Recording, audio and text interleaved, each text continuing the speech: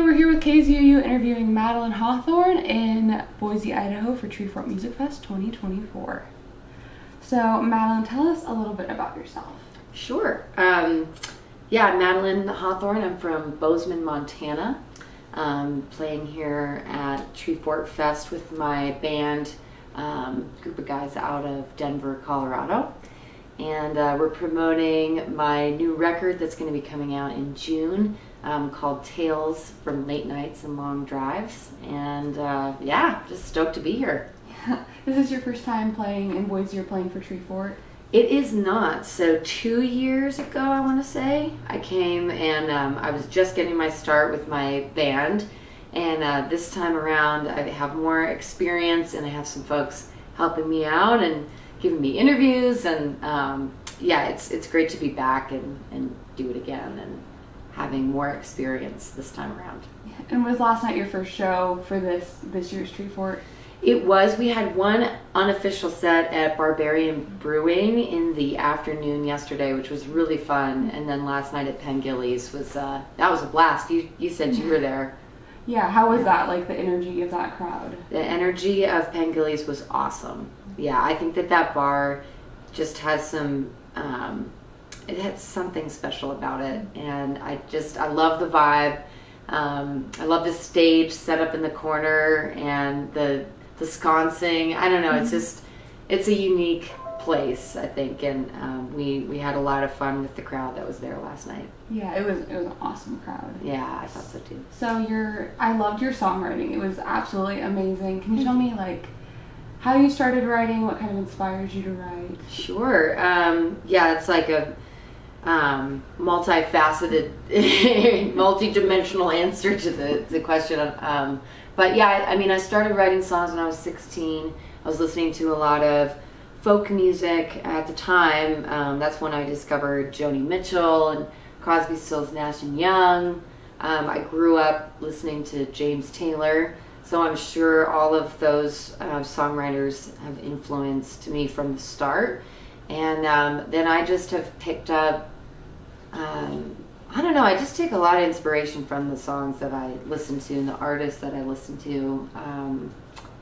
And so I don't necessarily have a process. Like each song will develop in a different way. Sometimes it's like, boom, it comes to you right away. I'll never edit anything, and that's just the first time I sing is the way it comes out. Other times it'll start with an idea, and it'll take, some songs take over 2 years to kind of fully come to their final form. So yeah, it's just a different process every time. And I would say, especially on this upcoming record, a lot of the songs started when I was driving around the Mountain West, touring Montana, Colorado, Idaho, Washington, Oregon.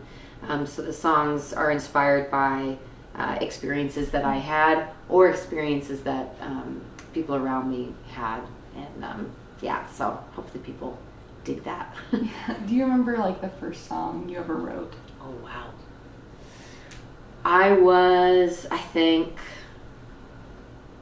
think the first one I really remember that I actually wrote the lyrics down, which I hope I can find somewhere, because that was probably when I would have to guess 11 or 12, and I was taking piano lessons, and I wrote a song about being really lonely. It's a pretty sad song of this little, this little gal who's trying to, starting to become a woman, and it's rough out there. Middle school's rough times. So yeah, that was the first song that I wrote, and I wrote it on the piano. Guitar is my primary instrument now, after my parents gave me my first one when I was 16. So that's the tool that I use the most now to write. But I just inherited my great Aunt Muriel's piano, and it's at our house. So I'm getting back into playing piano again, which it's going to be a fun journey, and yeah, I'm looking forward to it. Do you have a song, a favorite song you've ever written? Whoa.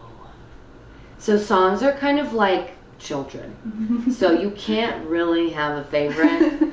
and you can't tell the world you have a favorite in case your songs find out and then they get upset about it. So you know, each album that I have of the two, I have an album out right now called Boots, Mm-hmm. and there are songs on that record that when I got done tracking them in the studio and went in and listened, you know, right after, and I got the chills. Those are the songs where you're like, whoa, I think I have something here, you know? So on my record Boots, my song Joker is one of those, and it's a slower one. It's not one that I play out as often. As you experienced last night, we keep it pretty rowdy. But it's actually a really sad song. And sometimes, yeah, I would say my sad songs are my favorite ones. So on my upcoming record, there's a song called Where Did I Go Wrong? And that might be, you know, don't tell the other songs, but it might be one of my favorites. Yeah.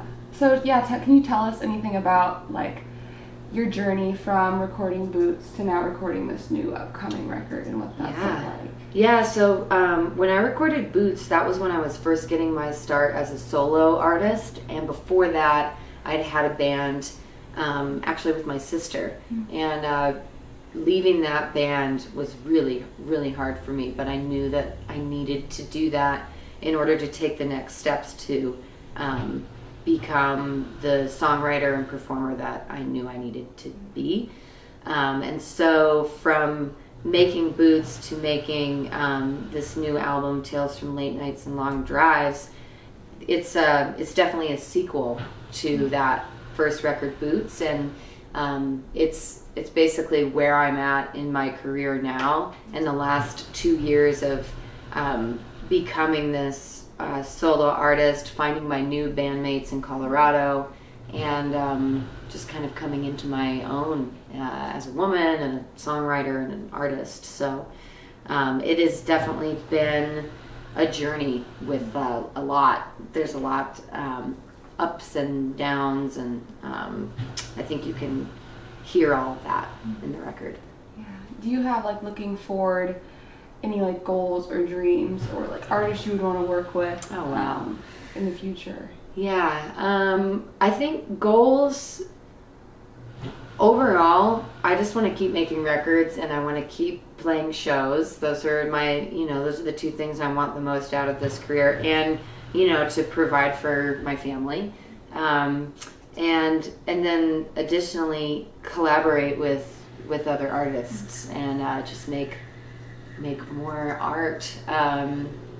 Sheryl Crow is such a cool woman in the industry. I'd love to, that's a big pipe dream, but you have to dream big. You just have to.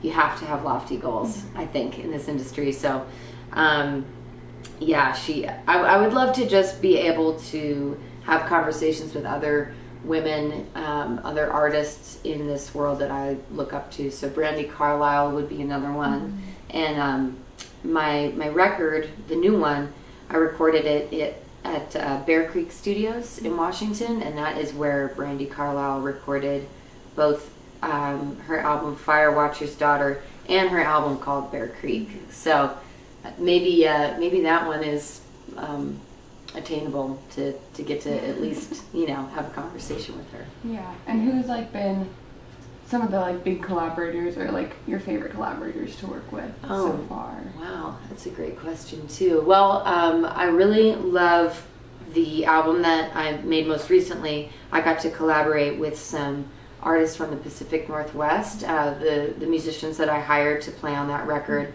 they include Tyler Thompson, who is originally from a band called Fruition. He also plays in a band called TK and the Holy Know Nothings, and he's a phenomenal drummer. And he also engineered my first album, Boots, so it's been really great to collaborate with him on both albums. Sydney Nash and Louis Longmire are both just total dynamite in the studio. They can play so many different instruments. They're incredibly creative. And just wonderful we were in the studio all together. We all slept there, ate there, and that's the energy of the group when you're making a record is so crucial. I mean, it can kind of make or break the experience. And those guys were just absolutely lovely to work with. So yeah, I'm excited for everyone to hear it. Yeah. Can you tell people where they can find you everywhere? Yeah. Yes. So the easiest way is to go to my website, madelinehawthorne.com, and then there's links to all of my social medias. I'm figuring out TikTok, which is cool. And I'm on Instagram. I don't know what you call it anymore. Twitter, X. I'm not super active on there. I know I probably should be. But anyway, most of the social media platforms I'm on, and you can just look up Madeline Hawthorne and you can find me there. Awesome. I have one more question, which is, what are you most looking forward to for being at Treefort this year? Oh boy, man! Last night was so much fun.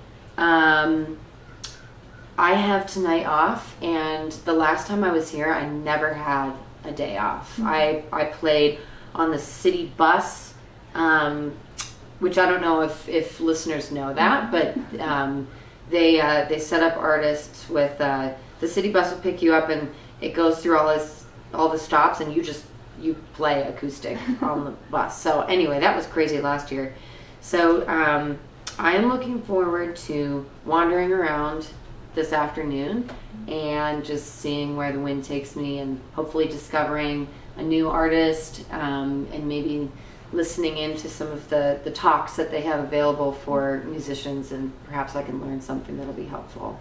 Awesome. Well, thank you so much for sitting down with us and just chatting and inviting us to our Airbnb. Of course. Yeah, thanks for coming out.